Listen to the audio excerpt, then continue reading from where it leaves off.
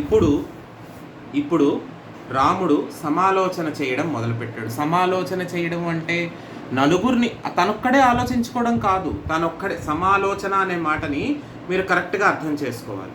సమాలోచన అంటే తనొక్కడు కూర్చుని ఆలోచించుకోవడం కాదు. తనొక్కడే కూర్చుని ఆలోచించుకోడు.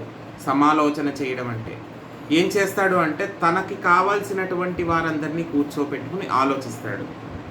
తనకి కావాల్సిన వాళ్ళందరినీ కూర్చోపెట్టుకుని ఆలోచిస్తాడు. అది సమాలోచన. ఏమని ఆలోచిస్తున్నాడు? ఇప్పుడు హనుమ కాబట్టి, వానర వీరుడు కాబట్టి అంత దూరం వెళ్ళి చూసి రాగలిగాడు. మనందరి పరిస్థితి ఏంటి? మనందరి పరిస్థితి ఏంటి? ఎలా వెళ్ళడం, ఎలా రావడం, ఏం చెయ్యాలి, ఎలా చెయ్యాలి అని చెప్పి సుగ్రీవుడు, జాంబవంతుడు, నీలుడు, సుషేణుడు, హనుమ ఇటువంటి వీరులందరినీ కూర్చోబెట్టుకొని ఆలోచిస్తున్నారు. మిగతా వానర వీరులందరూ కూడా చూస్తున్నారు ఏం నిర్ణయిస్తాడు ప్రభు అని చెప్పి. అప్పటికే సుగ్రీవుడు ఏం చేశాడంటే వెతకడానికి వెళ్ళిన వీరులందరూ మళ్ళీ వెనక్కి వెళ్తే మళ్ళీ కబురు పెట్టాడు. సీతమ్మ జాడ తెలిసిపోయిందని తెలిసింది కదా. సీతమ్మ జాడ తెలిసిపోయిందని తెలిసింది, ఎక్కడుందో తెలిసింది. ఇప్పుడు వెళ్ళాలి కదా, తీసుకురావాలంటే సంధి చేసుకోవాలన్నా సమరం చేయాలన్నా బలగం అయితే ఉండి తీరాలి, సైన్యం అయితే వెనకాల ఉండి తీరాలి. ఎటువంటి ఆర్గ్యుమెంట్ లేదు, ఎటువంటి డీవియేషను లేదు దాంట్లో. సంధికైనా సమరానికైనా బలగా ఉండి తీరాల్సిందే. మరి అలాంటప్పుడు చేసుకోవాలి అన్నప్పుడు వెళ్ళాలి కదా. వెళ్ళాలి అంటే కావాల్సినంత మంది ఉండాలి. ఉండాలి అని అనుకున్నప్పుడు సుగ్రీవుడు మళ్ళీ అందరికీ కబురు పెట్టాడు. వానర వీరులకి మొత్తం ఉన్నటువంటి ప్రతి వానర జాతి అనేటటువంటి సెక్షన్లో ఎవరెవరైతే పడతారో వారందరికీ కూడా కబురు పెట్టాడు. ఎవరు? సుగ్రీవుడు. మళ్ళీ అందరూ వచ్చారు. వస్తే అందరూ సముద్ర తీరం దగ్గరికి చేరుకున్నారు. సముద్ర తీరం దగ్గరికి చేరుకునేసరికి నిన్న నేను ఒక విషయం చెప్పాను, గుర్తుందా? నిన్న మీ అందరికీ నేను ఒక విషయం చెప్పాను. రాముడికి టార్గెట్స్ ఎక్కువైపోతున్నాయి, స్ట్రెస్ ఫీల్ అవుతున్నాడని చెప్పానా లేదా? రాముడికి టార్గెట్స్ ఎక్కువైపోయి స్ట్రెస్ ఫీల్ అవుతున్నాడు, బాగా చాలా ఇదవుతున్నాడు, చాలా టెన్షన్ తీసుకుంటున్నాడు అని చెప్పాను. ఇప్పుడు ఆ టెన్షన్ బాగా స్ట్రెస్ మొత్తాన్ని కూడా ప్రదర్శిస్తాడు. ఎలా ప్రదర్శిస్తాడో చూడండి. అందరూ వెళ్ళారు, అక్కడ సముద్ర తీరంలో నించుని ఉన్నారు. మనం కరెక్ట్గా ఇప్పుడు కొంచెం ఈ లొకేషన్ అది కరెక్ట్గా తెలియాలంటే దిస్ ఇస్ కాల్డ్ ధనుష్కోటి అంటారు దాన్ని. ధనుష్కోటి అని చెప్పి తమిళనాడులో రామేశ్వరం అనేటటువంటి ద్వీపం ఉంది. రామేశ్వరం దేవాలయం ఉంది కదా, రామేశ్వర స్వామి దేవాలయం. ఆ రామేశ్వర ద్వీపానికి పూర్తిగా కొస, ధనుష్కోటి అని చెప్పి పూర్తిగా కొస. ఆ కొస దగ్గరికి వెళ్ళి నించున్నారు వీళ్ళంతా. రామేశ్వర ద్వీపం నుంచి నించున్నారు. చాలామంది అనుకునేది ఏంటంటే, చాలామంది, నేను అలా అనుకున్నాను, టిప్ ఆఫ్ ది ఇండియా దగ్గరికి వెళ్ళి నించున్నాడు అంటే కన్యాకుమారి దగ్గరికి వెళ్ళి నించున్నాడేమో అని నేను అనుకున్నాను. కాదు, ఇవతల పక్క నుంచి రామేశ్వర ద్వీపం నుంచి అవతల పక్కకి వెళ్ళాలి అంటే చేయాల్సినవన్నీ చెయ్యాలి. చూస్తున్నాడు, సముద్రుడిని దారివ్వమని ఒకసారి అడిగాడు, వినలేదు, బాణం వెయ్యపోయాడు. ఆగ్రహం వచ్చింది రాముడికి కూడా, ఎందుకంటే స్ట్రెస్ మొత్తం బయటికి తీశాడు. ఇప్పుడు నేను చెప్పా కదా, మొత్తం స్ట్రెస్ బయటికి తీశాడు. కోపం వచ్చింది. నేను అడిగిన వెంటనే నువ్వు దారివ్వవా ఏంటి? నేను ఇంత కష్టంలో ఉన్నానని నీకు తెలుసు అంటే, ఇప్పుడు సాగరుడికి తెలియదా అతను మహావిష్ణువు అయ్యుండి ఏదో మానవ అవతారంలో వచ్చాడు కాబట్టి అతనికి మనం సహాయం చెయ్యాలనేటటువంటి అంశము సముద్రుడికి తెలియదా? తెలిసిన మానవుడితో ఎలా ప్రవర్తించాలో అలాగే ప్రవర్తించాలి. శ్రీరాముడు ఎంత ధర్మావతారుడైనా సరే ఒక్కొక్క క్షణంలో మనం మన యొక్క నియంత్రణని ఎలా కోల్పోతాము అనేది శ్రీరాముడు కూడా. మీరందరూ కూడా శ్రీరాముడిని దేవుడిని ఎప్పుడు చెయ్యండి అంటే, పట్టాభిషేకం అయిపోయి సీతమ్మ వారు శ్రీరాముడు ఇద్దరు కూడా అవతార పరిత్యాగాలు చేసేసిన తర్వాత వాళ్ళిద్దరూ దేవుళ్ళు అవుతారు. కానీ ఇప్పుడు మనం ఒక నరుడి కథ మాత్రమేగా చూడండి. ఎందుకంటే అక్కడ ఏంటంటే తపస్సు అదంతా చేశాడు, కాదనట్లేదు. తపస్సు చేయడం అదంతా కూడా ఇప్పుడు ఏంటంటే అది పెద్ద అంశం కాదు. తపస్సు చేశాడు, దారి ఇవ్వలేదు. సముద్రుడు ప్రార్థించాడు, దారి ఇవ్వలేదు. దండించాలని నిర్ణయించుకున్నాడు. ఎవరికైనా ఉంటుంది కదా, నేను చెప్తే వినలేదు, దండం దశగుణం భవేద్. ఒకసారి ఇలా అంటాం, తప్పపోతే ఇలా అంటాం. రాముడు కూడా అదే చేశాడు, ఏమీ తప్పులేదు, రాముడు చెయ్యొచ్చా అని చెప్పి మనం పెద్ద కనుబొమ్మలు ఎగరేసి ముడేసి మనమేమీ ప్రశ్నించక్కర్లేదు. ఎందుకంటే చెయ్యొచ్చో లేదో మహర్షే చెప్పారు. చెయ్యొచ్చో లేదో అన్నది మహర్షే చెప్పారు. మనిషి ఎలా ప్రవర్తించాలో అలా ప్రవర్తించాడు రాముడు. అప్పుడు సముద్రుడు పైకి లేచి అంటాడు, బాణం ఎక్కుపెట్టేసరికి సముద్రుడు పైకి లేచి అంటాడు, రామ అంటే రాముడి ఉద్దేశం ఏంటి? సముద్రం ఒక్కసారిగా ఒక మధ్యలో ఎండిపోయినట్టుగా అయిపోయి ఇలా పక్కకి ఇలా దారిచ్చేస్తే చక్కగా వసుదేవుడికి యమునా నది దారిచ్చింది చూడండి, కృష్ణుడిని అవతల పక్కకి నందవ్రజానికి చేర్చడానికి. అలా దారిచ్చేయాలని ముందే చాలా అడ్వాన్స్గా ఈయనే ముందు ఊహించేసుకున్నాడు. ఒక యుగం ముందే ఈయన ఎక్స్పెక్ట్ చేశాడు అలా ఇస్తే బాగుంటుందని చెప్పి. ఇవ్వడం కుదరదు, సముద్రం అలా దారి ఇవ్వడం కుదరదు. ఎందుకు ఇవ్వదు అంటే అలా పక్కకి జరిగిపోతే ఏం జరుగుతుంది అంటే, సముద్రము అనేది రత్నగర్భ అని ఎందుకంటారంటే సముద్రంలో ఎన్ని రకాలైనటువంటి పదార్థాలు ఉండాలో, ప్రపంచానికి సరిపడా ఎన్ని రకాలైనటువంటి పదార్థాలు ఉండాలో అన్నీ సముద్రంలో ఉంటాయి. Including oxygen, carbon dioxide, minerals, ores, everything అన్నీ కూడా సముద్ర గర్భంలో ఉంటాయి. అలాగే పనికిరానివి కూడా అలాగే ఉంటాయి. ఇప్పుడు సముద్రం ఇలా దారిచ్చింది అనుకోండి, అక్కర్లేనివి పైకి తేలుతాయి, అవునా? అక్కర్లేనివి పైకి తేలి వాటి మీద ధ్యాస ఉంటుంది జనానికి, అది కల్పించకూడదు. ఇంకొకటి, ఈయనొక్కడి కోసం సముద్రం పక్కకి జరిగితే మిగతా లోకమేం కాను? సముద్రానికి కూడా ధర్మం అనేది ఉందా లేదా? సముద్రం ఎలా ఉండాలో అలా ఉండాలి. ఇప్పుడు రావణాసురుడి ఉద్ధృతి అంటే సముద్రాన్ని కూడా శాసించాడు రావణాసురుడు. ఎలా శాసించాడు? నువ్వు అలలు రావడానికి వీలు లేదు. సముద్రాన్ని శాసించాడమ్మా రావణాసురుడు. నీవు అలలుగా రావడానికి వీలు లేదు, ప్రశాంత చిత్తంతో ఉండి తీరాల్సిందే అన్నాడు. అసలు సముద్రం చక్కగా అసలు దాని అందం చూడాలి అంటే, ఆ ఘోష వినాలి అంటే పున్నమి నాడు వెళ్తే, ఏ కాకినాడో మెడ్రాసో వెళ్తే తెలుస్తుంది మనకి. అలలు అలా చంద్రుణ్ణి తాకేంత ఇదిగా ఎగసి పడుతూ ఉంటాయి. ప్రతీదీ సునామీనే అని చెప్పి మనం భయపడిపోక్కర్లేదు. దాని అందం వేరుగా ఉంటుంది. అలలు పైకి ఎగసి పడుతూ ఉంటే మనం అలా అలలను ముట్టుకోకుండా అలా పరిగెట్టి మళ్ళీ వెనక్కి వస్తూ ఉంటే అదొక సరదా, అదొక అందం. అమ్మో ముంచుకొచ్చేస్తుందని పరిగెడితే అది భయం, అది మనం ఏం చేయలేము. కానీ అక్కడ రాముడు అలా ఆలోచించేసరికి సముద్రుడు అన్నాడు, నా ధర్మం నేను పాటించాను రామ, నేను విడకూడదు. ఇంకొకటి, లోకక్షేమం కూడా నేను ఆలోచించాలి.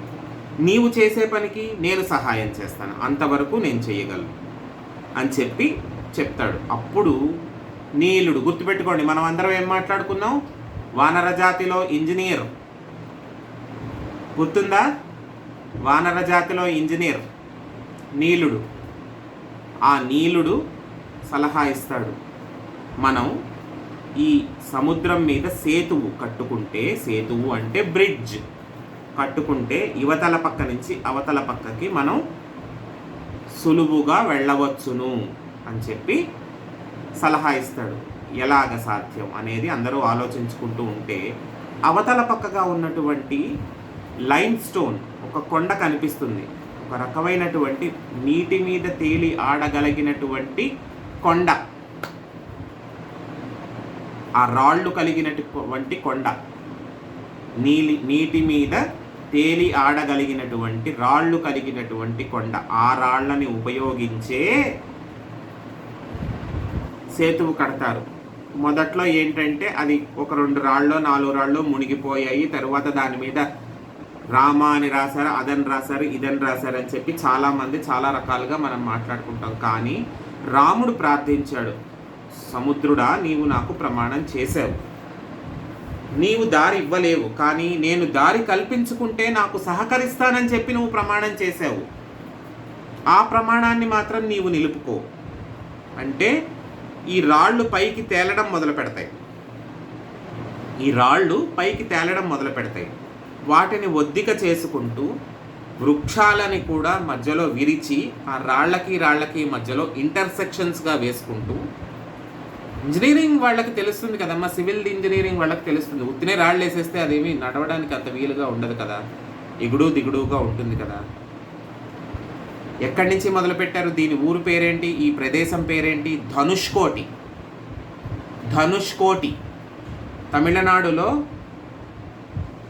ద టిప్ ఆఫ్ తమిళనాడు, కొసగ్రామం అది.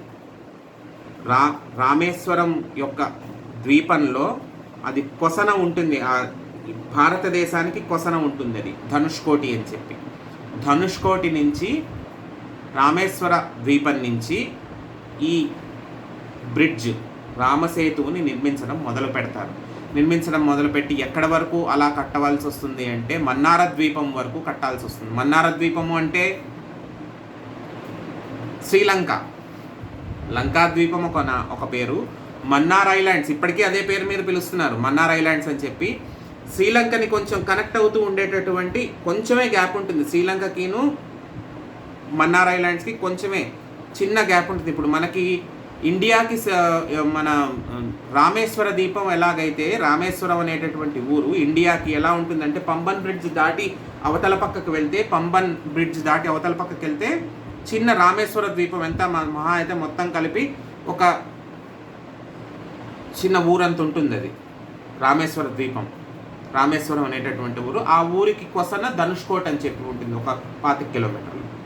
అలాగే చిన్న తేడాతో శ్రీలంకకి పక్కకి మన్నార్ ద్వీపం ఉంటుంది, మన్నార్ ఐలాండ్స్, అక్కడ వరకు కట్టారు.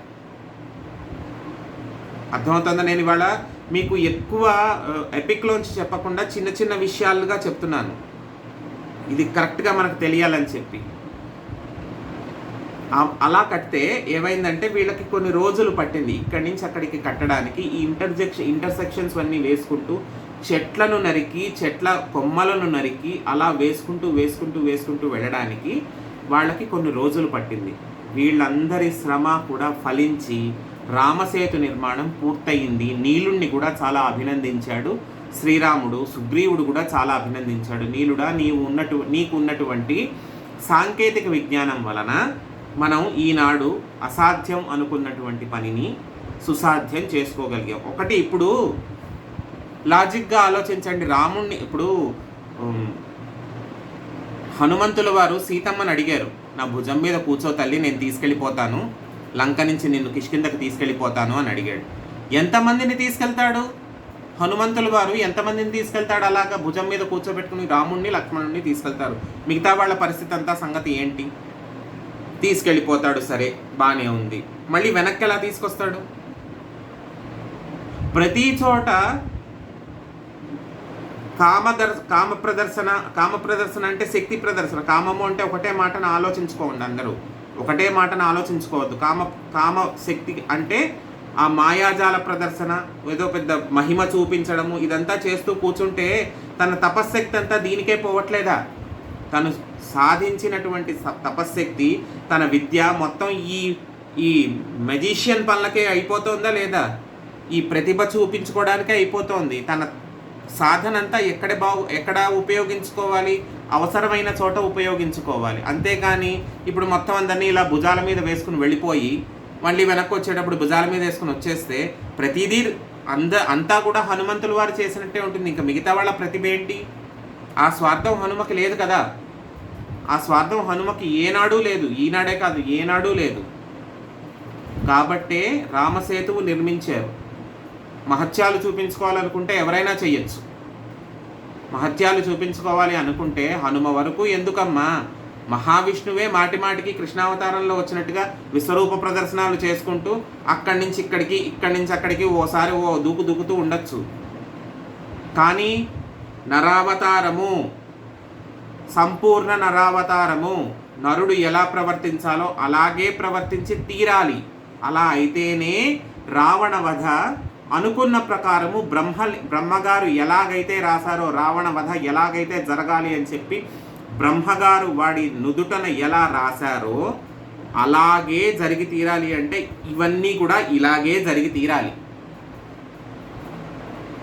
మహిమా ప్రదర్శన, ఇంద్రజాల ప్రదర్శన, ఇట్లాంటివన్నీ చేసుకుంటూ వెళ్ళి మహిమలు చూపించుకుంటూ వెళ్తే మానవ అంశతో వెళ్ళిన మానవుడు అనిపించుకోడు శ్రీరాముడు మానవుడు అని, పూర్తిగా మానవుడు అని అనిపించుకోవాలంటే మనిషి ప్రవర్తించిన పద్ధతిలోనే ప్రవర్తించి ఒక సేతు, ఒక బ్రిడ్జ్ కట్టుకుని అవతల పక్కకి వెళ్ళి ఒక బంటుని పంపించి ముందు రాయబారాన్ని నడిపించి ఇదంతా ఎలా ప్రొసీజర్ ప్రకారం జరగాలో ఆ ప్రొసీజర్ ప్రకారం జరిగితేనే దానికి ఒక అర్థము పరమార్థము ఉంటాయి. లేకపోతే కృష్ణుడిలాగా చక్కగా మధ్య మధ్యలో విశ్వరూప ప్రదర్శనలు అవన్నీ చేసుకుంటూ మధ్యలో 4 పద్యాలు పాటలు పాడుకుంటూ భగవద్గీత చెప్పి, ఇప్పుడు ఇంకొకటి కూడా ఇందాక చెప్పాను భగవద్గీత గురించి, మనందరికీ ఏంటంటే ఒక హేయమైనటువంటి ఒక చిన్న ఇంప్రెషన్ ఏంటంటే, పరమ నీచమైన ఇంప్రెషన్ ఎట్లా పడిపోతుందంటే, ఎవరైనా మనిషి చచ్చిపోతేనే భగవద్గీత పెట్టుకునేటటువంటి ఒక సీడీ, అది అంతే, అదొక మైల సీడీ కింద తయారు చేశారు ఆ భగవద్గీతని.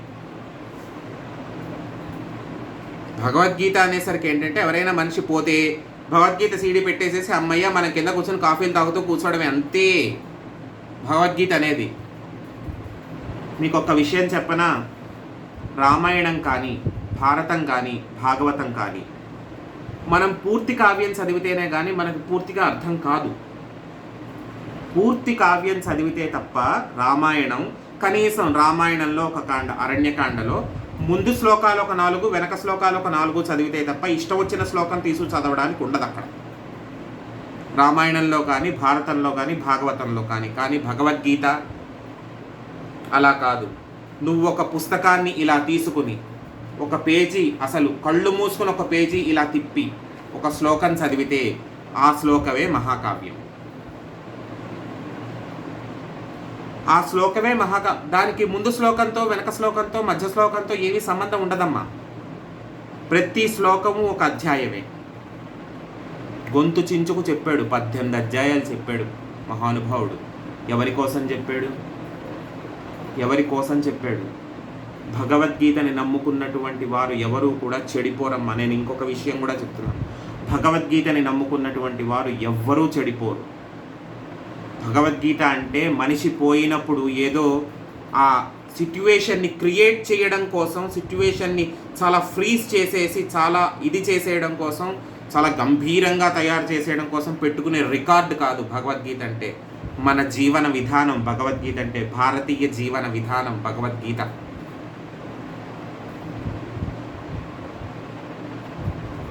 భగవద్గీతని నమ్ముకున్న వాళ్ళు ఎవ్వరూ కూడా చెడిపోరు. దాంట్లో ఒక 2 ఉంటాయి, విషాద యోగమనో తర్వాత ఇంకో యోగమనో. ఆ 2 ఎప్పుడో కాస్త బాధలో ఉన్నప్పుడు సాంత్వన పొందడానికి చదువుకోవాలి. కానీ మనిషి పోతే భగవద్గీత పెట్టేయండి, మనిషి శవం పక్కనే ఓ భగవద్గీత పుస్తకం పెట్టేయండి, దాని మీద ఓ పువ్వు పెట్టేయండి, అయిపోయింది, అక్కడితో అవర్ టాస్క్ ఈజ్ అకంప్లిష్డ్. అంత మెటీరియలిస్టిక్గా మనం ఉండకూడదు. భగవద్గీతని నమ్ముకున్న వాళ్ళు ఎవరు కూడా చెడిపోరు అని ఎందుకంటున్నాను తెలుసా? సశాస్త్రీయమైనటువంటి మనకి ప్రూఫ్ ఉంది, కంటితో చూసినటువంటి ప్రూఫ్ ఉంది మనకు భగవద్గీత విషయంలో. ఘంటసాల వెంకటేశ్వరరావు గారు ఆరోగ్యమంతా పాడైపోయిన తర్వాత, బతికినందుకు నాకు ఇంతటి పేరిచ్చినందుకు నేను నా జాతికి నేను ఏదన్నా అందించాలి అని చెప్పి తప్పించిపోయి భగవద్గీతనిచ్చి తన ఆఖరి రోజుల్లో భగవద్గీతని పాడి రికార్డ్ చేసి చనిపోయాడు ఆయన. ఆ పుణ్యమే ఆయన లేకపోయినా ఆయన కుటుంబాన్ని ఈనాటి వరకు కాపాడింది, ఈ క్షణం వరకు కూడా కాపాడుతోంది ఆ భగవద్గీత పాడిన పుణ్యం. సావిత్రమ్మ గారు ఈనాటికి చెప్పుకుంటారు. ఆయన భార్య సావిత్రమ్మ గారు కానివ్వండి, రత్నకుమార్ గారు కానివ్వండి, విజయ్ కుమార్ గారు కానివ్వండి, మా నాన్నగారు భగవద్గీత పాడినటువంటి పుణ్యం.